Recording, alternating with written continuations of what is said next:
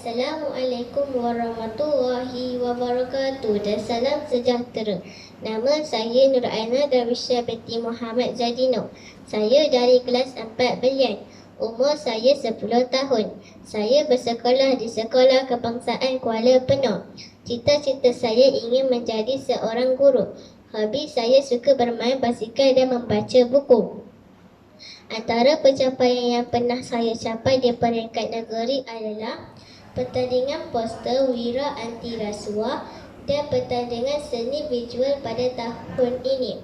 Saya juga pernah menyertai kejohanan catur peringkat MSST Zon Juara. Di peringkat sekolah pula, saya pernah mendapat tempat pertama dalam pertandingan sudut belajar saya antara kelab anjuran pusat sumber sekolah. Tempat kedua bagi pertandingan mewarna dan melukis anjuran pameran seni visual dan anugerah Hasnilah pada tahun 2019. Saya juga pernah mencapai IQ nilam 3 tahun berturut-turut dari tahun 2020 hingga tahun 2022. Di sekolah, saya pernah dilantik menjadi ketua kelas pada darjah 2, penolong ketua kelas pada darjah 1 dan telah dilantik menjadi pengawas sekolah bermula tahun 3 sehingga sekarang. Saya akan menyampaikan resensi buku pilihan saya. Memakai baju baru di pagi raya, jalan bersama Pak Cik Najil, mari makan roti kaya. Tajuk buku pilihan saya ialah Banjir. Buku ini ditulis oleh Julia Waterloo dan diterbitkan oleh Pan Earth Sendirian Berhad. Cetakan pertama 1994 dan diterjemahkan oleh Erin Grugo. Buku ini mengandungi 31 halaman bercetak dan dikategorikan sebagai buku bukan fiksyen.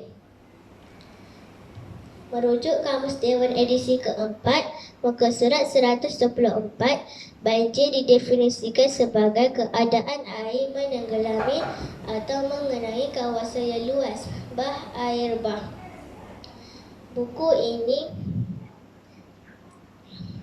ini antaranya menceritakan tentang bagaimana banjir bermula, kerosakan akibat banjir, cara mengawal dan mencegah banjir, faedah daripada banjir dan lain-lain.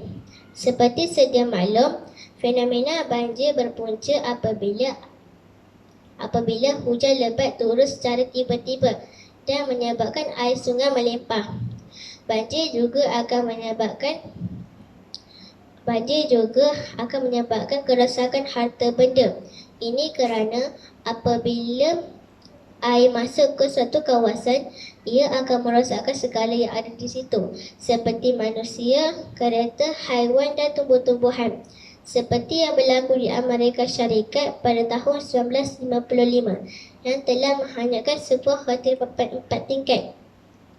Banjir juga akan menyebabkan manusia kehilangan tempat tinggal, jalan raya dan sebagainya.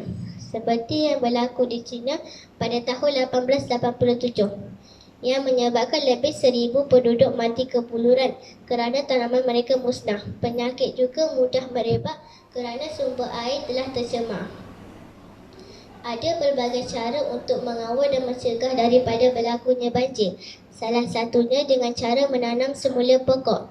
Ini kerana pokok dapat membantu proses penyerapan air dengan membuat rongga pada tanah dengan akarnya. Selain itu, empangan perlu dibina bagi menakut air hujan berlebihan ketika hujan lebat.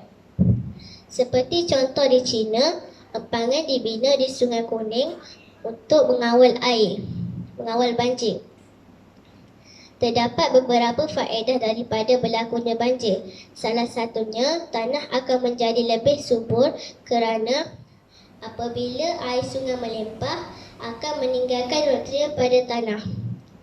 Pada pendapat peribadi saya, buku ini sangat sesuai dibaca oleh setiap lapisan umur, terutama sekali kanak-kanak seperti saya, kerana buku ini memberi penerangan yang jelas dan ringkas tentang banjir. Fenomena banjir memberi impak kepada seluruh masyarakat yang terkesan dengan musibah ini. Sebagai rakyat Malaysia, saya akan sentiasa berdoa dan memberi bantuan kepada sesiapa yang memerlukan bantuan ketika banjir ini. Itu sahaja daripada saya. Sekian, terima kasih.